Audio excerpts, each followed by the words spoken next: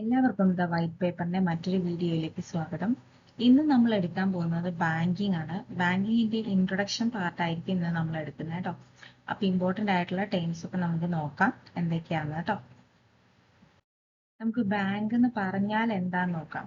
Bank is institution authorized to collect people's savings or deposits with the purpose of lending thus under the conditions of returning when the depositor demand. എന്താ പറയുന്നത്? Bank എന്ന് പറയുന്നത് ഒരു institution ആണല്ലേ. അവരെന്താ ചെയ്യുന്നേ? ആളുകളുടെ കയ്യിൽ നിന്ന് സേവിങ്സിനായിട്ട് അല്ലെങ്കിൽ ഡെപ്പോസിറ്റിനായിട്ട് എന്ത് ചെയ്യുന്നു? മണി കളക്ട് ചെയ്യുന്ന അല്ലെ. പർപ്പസ് ഓഫ് ലെൻഡിങ് എന്തിനു വേണ്ടിയിട്ടാ കളക്ട് ചെയ്യുന്നേ? എന്താ മറ്റൊരാൾക്ക് ലെൻഡ് ചെയ്ത് കൊടുക്കുക അല്ലെ. ലോണിന് കൊടുക്കാൻ വേണ്ടിയിട്ടാണ് ബാങ്ക് ഒരു ഇൻസ്റ്റിറ്റ്യൂഷൻ ആയിട്ട് പ്രവർത്തിക്കുന്നതെന്നാണ് പറയുന്നത്. Thus, under the conditions of returning when the depositor demand, എപ്പോഴാണോ ഡെപ്പോസിറ്റർ ഡിമാൻഡ് ചെയ്യുന്നത്, ആ പണം ഡെപ്പോസിറ്റ് ചെയ്യുന്ന ആള് എപ്പോഴാണോ പൈസ തിരിച്ചു വേണമെന്ന് പറയുന്നത്, അപ്പൊ തിരിച്ചു കൊടുക്കണം എന്നുള്ള കണ്ടീഷനിലായിരിക്കും നമ്മൾ എന്ത് ചെയ്യുന്നത്? സേവിങ്സിന് വേണ്ടിയിട്ട് കളക്ട് ചെയ്യുന്നത് അല്ലെ. അതിനെയാണ് നമ്മൾ ബാങ്ക് എന്ന് പറയുന്നത്. ഓക്കെ. ഇനി ബാങ്ക് എന്ന് പറഞ്ഞ ടേം ഡിറൈവ് ചെയ്ത് വന്നത് ഏതൊക്കെ ലാംഗ്വേജിൽ നിന്നാണ്, അതിന്റെ മീനിങ് എന്താണ് എന്നുള്ള കാര്യങ്ങളൊക്കെയാണ് നമ്മൾ ഇനി നോക്കുന്നത് കേട്ടോ. ഇത് ഇമ്പോർട്ടൻ്റ് ആണ്. ചില ഏതൊക്കെയോ ക്വസ്റ്റ്യൻസിൽ കണ്ടിട്ടുണ്ട്.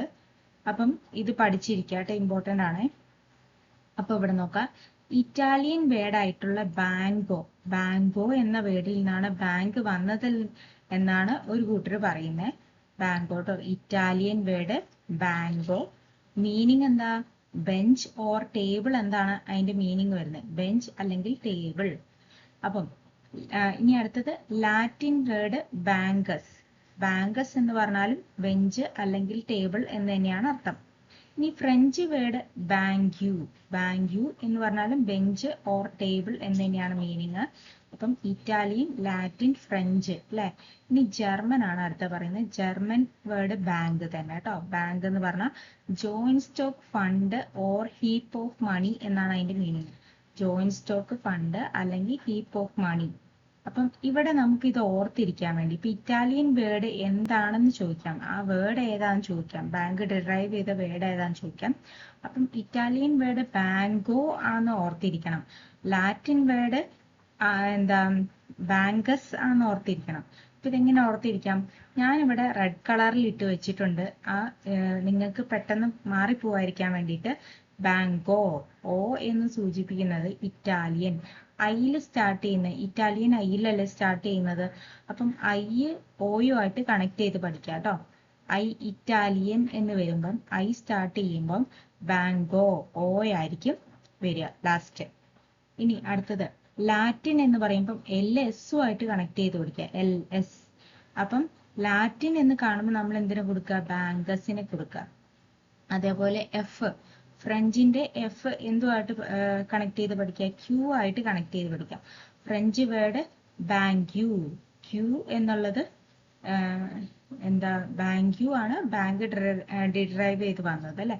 അപ്പം ഇങ്ങനെ ഓരോന്നും കണക്ട് ചെയ്ത് പഠിക്കുക കേട്ടോ. അതിന്റെ മീനിങ് ബെഞ്ച് ഓർ ടേബിൾ ആണ്. പിന്നുള്ളത് ജർമ്മൻ വേർഡ് ആയിട്ടുള്ള ബാങ്ക്. അത് നമുക്കറിയാം, ജോയിന്റ് സ്റ്റോക്ക് ഫണ്ട് അല്ലെങ്കിൽ ഹീപ്പ് ഓഫ് മണി എന്നായിരിക്കും ഉള്ളത് കേട്ടോ. ഓക്കെ. ഇനി അടുത്ത പോർഷൻ എടുക്കുവാണേ. അപ്പൊ ഇത് മറന്നു പോകരുതേ. ഇനി the origin of banking in the modern sense is traced to Italy. ഇറ്റലിയിൽ നിന്നാണ് ഈ ബാങ്ക് എന്നുള്ള ടേം വന്നതാണ് മെയിൻ ആയിട്ട് പറയുന്നത് കേട്ടോ. മോഡേൺ ബാങ്കിങ്ങിൽ, മോഡേൺ സെൻസിൽ. ഓക്കെ. ഇനി നമുക്ക് അടുത്ത എന്താന്ന് നോക്കാം കേട്ടോ. ഇനി അടുത്തത് നമുക്ക് കുറച്ച് ഡെഫിനിഷൻസ് പഠിക്കാം. ഡെഫിനിഷൻസ് ഓഫ് ബാങ്കിങ് എന്തൊക്കെയാന്ന് നോക്കാം. A bank is an institution which deals with money or credit. എന്താ പറയുന്നത്? മണി ആയിട്ട് ഡീല് ചെയ്യുക അല്ലെ, അല്ലെങ്കിൽ ക്രെഡിറ്റുമായിട്ട് ഡീല് ചെയ്യുന്ന ഒരു ഇൻസ്റ്റിറ്റ്യൂഷനാണ് നമ്മൾ എന്തെന്ന് പറയുന്നത്? ബാങ്ക് എന്ന് പറയുന്നത് അല്ലെ. A person doing the banking business is called banker. Banker എന്ന് പറയുന്ന ആരാ? ബാങ്കിങ് ബിസിനസ് നടത്തുന്ന ആളെയാണ് നമ്മൾ എന്തെന്ന് പറയാ? ബാങ്കർ എന്ന് പറയാം. ഇനി വേറെ കുറച്ച് ഡെഫിനിഷൻസും കൂടെ ഇതിൻ്റെ അകത്ത് തന്നിട്ടുണ്ട്. അത് ഓരോന്നും നമുക്ക് ഏതൊക്കെയാന്ന് നോക്കാം കേട്ടോ. ഇത് ഇമ്പോർട്ടൻ്റ് ആണ്. അടുത്ത പറയുന്നത് according to section 5B of banking regulation act 1949. B R ആക്ടിന്റെ 1949 ബി ആർ ആക്ട് പ്രകാരം സെക്ഷൻ 5B പറയുന്നത് എന്താന്ന് നോക്കാം. Accepting for the purpose of lending or investment of deposits of money from the public, repayable on demand, order or otherwise, withdrawable by check, draft, order or otherwise. എന്താ പറയുന്നേ? ബാങ്കിങ്ങിനെ കുറിച്ചല്ല പറയുന്നേ. അപ്പൊ ഇവിടെ പറയുന്നത് accepting for the purpose of lending or investment. നമ്മൾ എന്താ ചെയ്യുന്നത്? ബാങ്ക് എന്താ ചെയ്യുന്നത്? അക്സെപ്റ്റ് ചെയ്യുന്നുണ്ടല്ലേ പൈസ. എന്തിനു വേണ്ടിയിട്ടാ? ഒന്നെങ്കിൽ അത് ലോണായിട്ട് ലെൻഡ് ചെയ്യാൻ വേണ്ടിയിട്ട്, അല്ലെങ്കിൽ അത് ഇൻവെസ്റ്റ്മെന്റിന് വേണ്ടിയിട്ട് അല്ലെ. Of deposits of money from the പബ്ലിക്കിന്റെ കയ്യിൽ നിന്ന് അങ്ങനെ അക്സെപ്റ്റ് ചെയ്യുന്നു പൈസ. എന്നിട്ട് എന്താ ചെയ്യുന്നത്? Repayable on demand. എപ്പോഴാണോ അവർ ആവശ്യപ്പെടുന്നത് അപ്പോഴത് തിരിച്ചു കൊടുക്കണം എന്ന രീതിക്കാണ് വാങ്ങുന്നത്. Order or otherwise and withdrawable by cheque, draft, order or otherwise. എന്താ പറയുന്നത്? ചെക്ക് മുഖേന നമുക്കത് വിഡ്രോ ചെയ്യാം. അക്സെപ്റ്റ് ചെയ്ത നമ്മൾ വാങ്ങിയ ഡെപ്പോസിറ്റ് അവർക്ക് വിഡ്രോ ചെയ്യണമെങ്കിൽ അവർക്ക് ഏതൊക്കെ മുഖാന്തരം പറ്റും? ചെക്ക്, ഡ്രാഫ്റ്റ്, ഓർഡർ, ഈ ഒരു വഴികളിലൊക്കെ കൂടെ എന്ത് സംഭവിക്കാം? നമുക്ക് പണം പിൻവലിക്കാം അല്ലെ. അപ്പം സെക്ഷൻ 5B ഇമ്പോർട്ടന്റ് ആണ്. ഇതിലിപ്പോ ചില സ്ഥലത്ത് ഡാഷ് ഒക്കെ ഇട്ട് തരാം. അവിടെ എന്തായിരിക്കും വരാൻ ചോദിക്കുക. അതുകൊണ്ട് ഈ ഒരു ഡെഫിനിഷൻ പഠിച്ചിരിക്കുന്നത് നല്ലതാണ് കേട്ടോ. Accepting for the purpose of lending or investment of deposits of money from the public, repayable on demand, order or otherwise, and withdrawable by check, draft, order or otherwise. Okay. ഇനി അടുത്ത definition പറയുകയാണെ. According to 5C, BR ആക്ടില് 5C എന്താണെന്നാണ് പറയുന്നത് കേട്ടോ. Banking കമ്പനിനെ കുറിച്ചാണ് ഇത് പറയുന്നത്. Banking company is defined as any company which transacts business of banking in India. ഇന്ത്യയില് ബാങ്കിങ് ബിസിനസ് നടത്തുന്ന ഏതൊരു കമ്പനിയും നമുക്ക് എന്ത് പറയാം? ബാങ്കിങ് കമ്പനി എന്ന് പറയാം അല്ലെ. 5C ആണ് ബാങ്കിങ് കമ്പനി കേട്ടോ. C കമ്പനി ഓർത്തിരിക്കുക. 5C കമ്പനി, 5B ബാങ്കിങ്ങുമായിട്ട് ബന്ധപ്പെട്ടിരിക്കുന്നത്. ഇനി according to bill of exchange, 5C മറന്നുപോയോ? Company which transact business of banking in India കേട്ടോ. ബാങ്കിങ് ബിസിനസ് നടത്തുന്ന ഏതൊരു കമ്പനീനെ നമുക്ക് എന്ത് പറയാം? ബാങ്കിങ് കമ്പനി എന്ന് പറയാം. ഇനി according to bill of exchange act 1882, 1882 bill of exchange act അത് പ്രകാരം എന്താണ് ബാങ്ക് എന്ന് പറയുന്നത് നോക്കാം. Banker includes a body of persons whether incorporated or not who carry on business of banking. Banker എന്ന് പറഞ്ഞാൽ ആരാന്ന് പറയുന്നത്? ബോഡി ഓഫ് പേഴ്സൺസ്, ഒരു കൂട്ടം ആൾക്കാരാവാം. Whether incorporated or not who carry on the business of banking. ആരാണോ banking business ചെയ്യുന്നത് അങ്ങനെയുള്ള ഒരു കൂട്ടം ആളുകളെ നമുക്ക് എന്ത് പറയാം? ബാങ്കർ എന്ന് പറയാം. ഇത് ബിൽ ഓഫ് എക്സ്ചേഞ്ച് ആക്ട് 1882 ഇതിനെ കുറിച്ച് പറയുന്നത് കേട്ടോ. ഇതിൽ ഈ 5B 5C banking regulation ആക്ടിന്റെ definition നല്ലോണം പഠിച്ചിരിക്കുക. ചിലപ്പോൾ ക്വസ്റ്റ്യൻ വരും. ചിലപ്പോൾ ഈ ഡെഫിനിഷൻ തരും, എന്നിട്ട് ഏത് സെക്ഷൻ ആണെന്ന് ചോദിക്കാം. അപ്പൊ ആ സെക്ഷനും മറന്നു പോകരുത് കേട്ടോ. ഓക്കെ, ഇനി അടുത്ത കുറച്ച് ഡെഫിനിഷൻസും കൂടെ നോക്കാം. According to NI act section 3, section 3 പ്രകാരമുള്ള NI ആക്ട് പ്രകാരം എന്താ പറയുന്നതെന്ന് നോക്കാം. The term banker includes any person acting as a banker and any post office saving bank. എന്താ പറയുന്നത്? ബാങ്കർ എന്ന് പറഞ്ഞാൽ ആരാന്നാ പറഞ്ഞത്? ഇൻക്ലൂഡ്സ് എനി പേഴ്സൺ, ആരുമാകാം അല്ലെ. ഒരു ബാങ്കില് നിൽക്കുന്ന ആരുമാവാം. അല്ലെങ്കിൽ എന്താണ്? ഒരു പോസ്റ്റ് ഓഫീസ് സേവിംഗ് ബാങ്ക് ആണെന്നാണ് പറയുന്നത്. അപ്പൊ പോസ്റ്റ് ഓഫീസ് സേവിംഗ് ബാങ്ക് എന്ന് കണ്ടാൽ ആരെ കൊടുക്കുക? NI ആക്ട് ആണെന്ന് ഓർത്തിരിക്കുക. ഡെഫിനിഷൻ പറയുന്നത് NI ആക്ടിലാണ് പോസ്റ്റ് ഓഫീസ് സേവിംഗ് ബാങ്കിനെ കുറിച്ച് പറയുന്നതെന്ന് ഓർത്തിരിക്കുക. സെക്ഷൻ 3 ഇതുമായിട്ട് ബന്ധപ്പെട്ട് പറയുന്നത്. ഇനി according to sir John Paget അദ്ദേഹത്തിന്റെ ബുക്കായിട്ടുള്ള ലോ ഓഫ് ബാങ്കിങ് ജോൺ പാഗറ്റിന്റെ ബുക്കാണ് കേട്ടോ. അപ്പൊ അതിൽ എന്താ പറയുന്നത് നോക്കാം. No person or body corporate or otherwise can be banker who does not take deposit account, take current account, issue and pay checks and collect check crossed and uncrossed for his customers. എന്താ പറയുന്നത്? John Paget അദ്ദേഹത്തിന്റെ ബുക്കായ law of ബാങ്കിങ്ങിൽ പറയുന്നത് No person or body corporate otherwise can be banker. ആര് വേണമെങ്കിലും banker ആവാം എന്നല്ലേ പറയുന്നത്. ഒരാളാവാം, അല്ലെങ്കിൽ ഒരു ബോഡി കോർപ്പറേറ്റ് ആവാം. അവരെന്ത് അല്ലെങ്കിൽ അതർവൈസ് ക്യാൻ ബി ബാങ്കർ. എന്താ പറയുന്നത്? Does not take deposit account. അവരെന്ത് ചെയ്യുന്നില്ല? ഡെപ്പോസിറ്റ് അക്കൗണ്ട് എടുക്കുന്നില്ല അല്ലെ? ഡെപ്പോസിറ്റ് അക്കൗണ്ട് എടുക്കുന്നില്ല. ടേക്സ് കറണ്ട് അക്കൗണ്ട് ആണ് എടുക്കുന്നത്. Issue and pay cheque. എന്നിട്ട് എന്ത് ചെയ്യുന്നു? ചെക്ക് ഇഷ്യൂ ചെയ്യുകയും പേ ചെയ്യുകയൊക്കെ ചെയ്യുന്നു. Collect cheques crossed and uncrossed for his customers. കസ്റ്റമേഴ്സിന് വേണ്ടിയിട്ട് ചെക്ക് എന്ത് ചെയ്യുന്നു? ക്രോസ് ചെയ്യുക, അൺക്രോസ് ചെയ്യുകയൊക്കെ ചെയ്യാൻ ആണ് ഒരു ബാങ്കറിന്റെ ഉത്തരവാദിത്തം എന്നാണ് ഇവിടെ പറയുന്നത്. അദ്ദേഹത്തിന്റെ ഡ്യൂട്ടീസ് ആണ് പറയുന്നത്. അദ്ദേഹം ഡെപ്പോസിറ്റ് അക്കൗണ്ട് എടുക്കില്ല, കറണ്ട് അക്കൗണ്ട് ആണ് എടുക്കുക. എന്നിട്ട് ചെക്ക് പേ ചെയ്യുക, ഇഷ്യൂ ചെയ്യുകയൊക്കെ ചെയ്യുന്നു. അതേപോലെ തന്നെ ചെക്ക് ക്രോസ് ചെയ്യാനും അൺക്രോസ് ചെയ്യാനും ഒക്കെ ഹെൽപ്പ് ചെയ്യുന്നു കസ്റ്റമേഴ്സിനെ അല്ലെ? അപ്പൊ ഇതാണ് ജോൺ പാഗറ്റ് പറയുന്നത്. ഇതില് ഈ കറണ്ട് അക്കൗണ്ട് എന്നുള്ള ടേം ഓർത്തിരിക്കുക. ടേക്ക് കറണ്ട് അക്കൗണ്ട് പറഞ്ഞത് ജോൺ പാഗറ്റ് ആണ് ഓർത്തിരിക്കുക. ഇതിൻ്റെ അകത്ത് മെയിൻ ആയിട്ടുള്ള ഒരു പോയിന്റ് ഇങ്ങനെ ഓർത്തിരിക്കുക കേട്ടോ. ടേക്ക് കറണ്ട് അക്കൗണ്ട് എന്നുള്ളൊരു നിങ്ങൾ എന്തെങ്കിലും ഒരു ഇത് നോക്കി പഠിക്കുക. അപ്പൊ ഇവിടെ ഞാൻ ടേക്ക് കറണ്ട് അക്കൗണ്ട് എന്ന് കണ്ട ആരെ കൊടുക്കണം എന്നാ പഠിച്ചത്? ജോൺ പാഗറ്റിന് കേട്ടോ. ഇനി അടുത്തത് according to professor R.S. Sayer defines a banking is an institution whose debts are widely accepted in settlement of other people's debt to each other. Banking എന്ന് പറഞ്ഞാൽ ഒരു ഇൻസ്റ്റിറ്റ്യൂഷൻ ആണെന്നാണ് പറയുന്നത്. whose debts are widely accepted in settlement of എന്താ പറയുന്നത്? other people's debts to each other. അപ്പൊ എന്താ? ഒരാളുടെ കടം ബാക്കിയുള്ളവരെ എന്താ പറയുന്നത്? whose debts are widely accepted in settlement of other people's debt. മറ്റൊരാളുടെ കടം ഒഴിവാക്കാൻ വേണ്ടി ഹെൽപ്പ് ചെയ്യും അല്ലെ? ഒരാളുടെ കയ്യിൽ നിന്ന് പൈസ വാങ്ങിയിട്ടാണ് നമ്മൾ വേറൊരാൾക്ക് ലെൻഡ് ചെയ്ത് കൊടുക്കുന്നത്. അതാണ് ഇവിടെ ഉദ്ദേശിക്കുന്നത്. ഇതിലും ഒരു എന്താ പറയുക കീവേഡ് നിങ്ങൾ കണ്ടുവെക്കുക. അപ്പൊ ആ കീവേഡ് നോക്കിയിട്ട് നിങ്ങൾക്ക് എന്ത് ചെയ്യാം? ഓർത്തിരിക്കാം. ഇപ്പം അതർ പീപ്പിൾസ് ഡെപ്റ്റ് ടു ഈച്ച് അതർ എന്നുള്ള ആ വേർഡില്ലേ, അതർ പീപ്പിൾസ് ഡെപ്റ്റ് ടു ഈച്ച് അതർ, ഇത് സെറ്റിൽമെന്റ് ഓഫ് എന്ന് കണ്ടാൽ സെറ്റിൽമെന്റ് ഓഫ് അതർ പീപ്പിൾസ് ഡെപ്റ്റ് ടു. അപ്പൊ സെറ്റിൽമെന്റ് എന്ന് കണ്ട ആരെ ഓർക്കുക? Professor R.S. Sayer ഓർക്കുക കേട്ടോ. ജോൺ പാഗറ്റിനെ ഓർക്കാനുള്ള ഞാൻ പറഞ്ഞു. Take current account. NI act ആണെങ്കിൽ അവിടെ പോസ്റ്റ് ഓഫീസ് സേവിംഗ് ബാങ്ക് എന്നുള്ള കീവേഡ് ഓർത്തിരിക്കുക. Professor R.S. Sayer ആണെങ്കിൽ സെറ്റിൽമെന്റ് ഓഫ് അതർ പീപ്പിൾസ് ഡെപ്റ്റ് എന്നുള്ള ഓർത്തിരിക്കുക. ഓക്കെ, ഇനി അടുത്ത ഡെഫിനിഷൻ എന്താന്ന് നോക്കാം. ഇനി സെയറിന്റെ തന്നെ ഒരു ഡെഫിനിഷനും കൂടെ ഉണ്ട്. According to Sayer, bankers are not merely purveyors of money but also in an important sense manufacturers of money. എന്താ പറയുന്നത്? ബാങ്ക്സ് എന്ന് പറഞ്ഞാൽ മാനുഫാക്ചേഴ്സ് ഓഫ് മണി അല്ലെ? ഇതൊരു തവണ ക്വസ്റ്റ്യൻ വന്നിരുന്നു കേട്ടോ. ഒരു തവണയല്ല, കുറെ തവണ വന്നിട്ടുണ്ട്. ഇവര് ചിലപ്പോൾ ഡാഷ് ഇട്ട് തരാം. ഒന്നെങ്കിൽ നോട്ട് മിയർലി പർവേയേഴ്സ് എന്നുള്ള ഡാഷ് ഇട്ട് തരാം.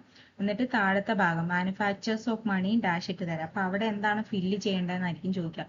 അപ്പൊ ഡെഫിനിഷൻ നല്ലോണം അറിഞ്ഞിരുന്നാലേ നമുക്കത് ചെയ്യാൻ പറ്റുള്ളൂ കേട്ടോ. Banks are not merely purveyors of money but also in an important sense manufacturers of money എന്നാണ് പറയുന്നത്. ഇനി അടുത്ത ഡെഫിനിഷൻ നോക്കാം. അപ്പൊ ഇതിൽ മാനുഫാക്ചേഴ്സും പർവേഴ്സും ഒക്കെ കണ്ട ആരെ കൊടുക്കണം? സെയറെ കൊടുക്കണം കേട്ടോ. ഇനി അക്കോർഡിംഗ് ടു ജിയോഫ്രേ ക്രൗദർ എന്താണ് ഡിഫൈൻ ചെയ്തതെന്ന് നോക്കാം. A banker as a dealer in ഡെപ്റ്റ് his own and other people's. എന്താ പറയുന്നത്? ഡെപ്റ്റിന്റെ ഒരു ഡീലർ ആയിട്ട് പ്രവർത്തിക്കുന്ന ആളാണ് ആര്? ബാങ്കർ അല്ലെ? His own and other people's. അയാളുടെ സ്വന്തവും നോക്കും, അതേപോലെ തന്നെ മറ്റുള്ളവരുടെയും നോക്കും എന്നാണ് പറയുന്നത്. അപ്പൊ ഡീലർ ഇൻ ഡെപ്റ്റ് എന്നു കണ്ടിട്ടുണ്ടെങ്കിൽ ക്രൗദറെ ഓർക്കാം കേട്ടോ. ഇനി according to doctor Herbert L Hart, one who in the ordinary course of business honors check drawn upon him by person from and for who he receives money or current account. Check drawn upon എന്ന് കണ്ടിട്ടുണ്ട് ആരെ കൊടുക്കുക? Check drawn upon him എന്ന് കണ്ട doctor Herbert L ഹാർട്ടിനെ കൊടുക്കുക കേട്ടോ. Herbert L ഹാർട്ടിനെ കൊടുക്കുക. Okay, cheque drawn upon him. ഇനി according to Macleod, the essential business of a banker is to buy money and debt by creating other debt. എന്താ പറയുന്നത്? ബാങ്കർ എന്താ ചെയ്യുന്നത്? ഒരു ബിസിനസ്സാണ്. ആ ബിസിനസ്സിൽ മണി എന്ത് ചെയ്യുന്നു? ബൈ ചെയ്യുന്നു അല്ലെ. അതോടുകൂടി അതർ പീപ്പിളിന്റെ ഡെപ്റ്റ് അത് ക്രിയേറ്റ് ചെയ്യാണ് ചെയ്യുന്നത് അല്ലെ. അവിടെ ഒരു ഡെപ്റ്റ് ക്രിയേറ്റ് ചെയ്യാണ് ചെയ്യുന്നത്. ഓക്കെ, ഇവിടെയും ഡീലർ ഇൻ ഡെപ്റ്റ് ഓർ ക്രെഡിറ്റ് എന്ന് കണ്ടിട്ടുണ്ട്. ആരെ കൊടുക്കുക? ഡീലർ ഇൻ ഡെപ്റ്റ് ഓർ ക്രെഡിറ്റ് എന്ന് കണ്ടാൽ മാക്ലോഡിന് കൊടുക്കുക. ഡീലർ ഇൻ ഡെപ്റ്റ് his own and other people's എന്ന് കണ്ടാൽ ക്രൗദറെ കൊടുക്കുക കേട്ടോ. ഇനി according to Horace White, a bank is a manufacturer of credit and a machine for facilitating exchange. എന്താ പറഞ്ഞത്? ഒരു മാനുഫാക്ചറർ ആണ് അല്ലെ, ക്രെഡിറ്റിന്റെ മാനുഫാക്ചറർ ആണെന്നാണ് പറയുന്നത്. A machine for facilitating exchange നടത്താനുള്ള ഒരു മെഷീൻ ആയിട്ട് ഫെസിലിറ്റേറ്റ് ചെയ്യുന്നു എന്ന് പറയുന്നു. അപ്പൊ ഹൊറൈസ് വൈറ്റിനെ ഓർക്കാനുള്ള ഒരു ഐഡിയ, മാനുഫാക്ചറർ ഓഫ് ക്രെഡിറ്റ് എന്ന് കണ്ട ആരെ കൊടുക്കാം? ഹൊറൈസ് വൈറ്റിനെ കൊടുക്കാം കേട്ടോ. Horace white manufacturer of credit. Okay, അപ്പൊ ഇതില് സെയറിലെ നോട്ട് പർവയേഴ്സ് ഒക്കെ കണ്ടിട്ടുണ്ട്. ആരെ കൊടുക്കുക? സെയറിനെ കൊടുക്കുക. ക്രൗദറെ കൊടുക്കണമെങ്കിൽ ഡീലർ ഇൻ ഡെപ്റ്റ് his own and other people എന്ന് കണ്ടിട്ടുണ്ട്. ക്രൗദറെ കൊടുക്കുക. ഹെർബർട്ട് എൽ ഹാർട്ട് ആണെങ്കിൽ എന്ത് ചെയ്യണം? ചെക്സ് ഡ്രോൺ അപ്പോൺ ഹിം എന്നുള്ള വേർഡ് അതിൻ്റെ അകത്ത് കാണുകയാണെങ്കിൽ ഹെർബർട്ട് എൽ ഹാർട്ടിനെ കൊടുക്കുക. അതേപോലെ മാക്ലോഡിനെ കൊടുക്കണമെങ്കിൽ ഡീലർ ഇൻ ഡെപ്റ്റ് ഓർ ക്രെഡിറ്റ് എന്ന് കണ്ടിട്ടുണ്ട്. ആരെ കൊടുക്കണം? മാക്ലോഡിന് കൊടുക്കുക. ഹൊറൈസ് വൈറ്റ് ആണ് മാനുഫാക്ചറർ ഓഫ് ക്രെഡിറ്റ് എന്ന് കണ്ടാൽ കൊടുക്കുക. ഓക്കെ, അപ്പൊ ഇനി അടുത്ത് എന്താ പറയുന്നത് നോക്കാം. ഓക്കെ, ഇനി മോഡേൺ ബാങ്കിങ് ആയിട്ട് ബന്ധപ്പെട്ട ഒരു കാര്യമാണ് പറയുന്നത്. Modern banking is a recent origin. According to Crowther, banker has 3 ancestors. ക്രൗദറിന്റെ അഭിപ്രായ പ്രകാരം 3 അൻസെൻഡേഴ്സ് ഉണ്ട് ബാങ്കിനെന്നാണ് പറയുന്നത്. അപ്പം 3 ഏതൊക്കെയാ നോക്കാം. Merchant bankers, money lenders, goldsmith. ഇത്രയാണ് വരുന്നത് മർച്ചന്റ് ബാങ്കേഴ്സ് കേട്ടോ. അപ്പൊ ഒന്നാമത്തെ മർച്ചന്റ് ബാങ്കേഴ്സ് എന്തൊക്കെയാന്ന് നമുക്ക് നോക്കാം. മർച്ചന്റ് ബാങ്കേഴ്സ് എന്ന് പറഞ്ഞാൽ they were originally traders in commodities. അവരെന്താ ചെയ്യുന്നത്? കമ്മോഡിറ്റീസിലെ ട്രേഡ് നടത്താൻ വേണ്ടി അല്ലെ, ട്രേഡേഴ്സ് ആണെന്നാണ് പറയുന്നത്. They were engaged in trade internal as well as external. പുറത്തും അകത്തും ട്രേഡ് നടത്തുന്ന ആൾക്കാരെയാണ് നമ്മൾ മെർച്ചന്റ് ബാങ്കേഴ്സ് എന്ന് പറയാം. Besides trading, they undertook the financing of trade. ട്രേഡിന് വേണ്ടിയിട്ടുള്ള ഫിനാൻസും കൊടുത്ത് ഹെൽപ്പ് ചെയ്യുന്നുണ്ട് ആര്? മെർച്ചന്റ് ബാങ്കേഴ്സ് കേട്ടോ.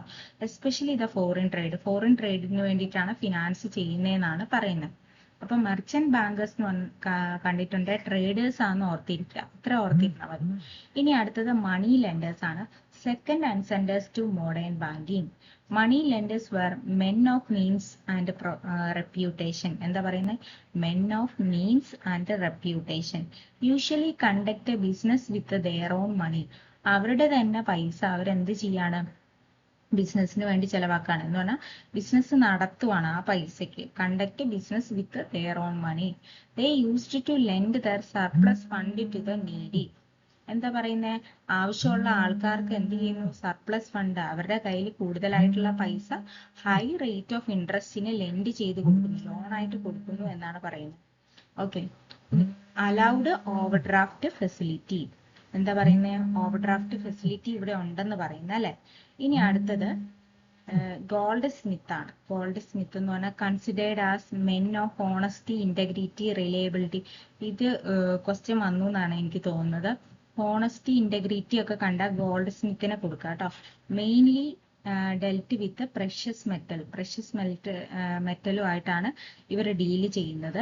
ദേ had facilities for the strong iron safe and safe keeping of valuable and money.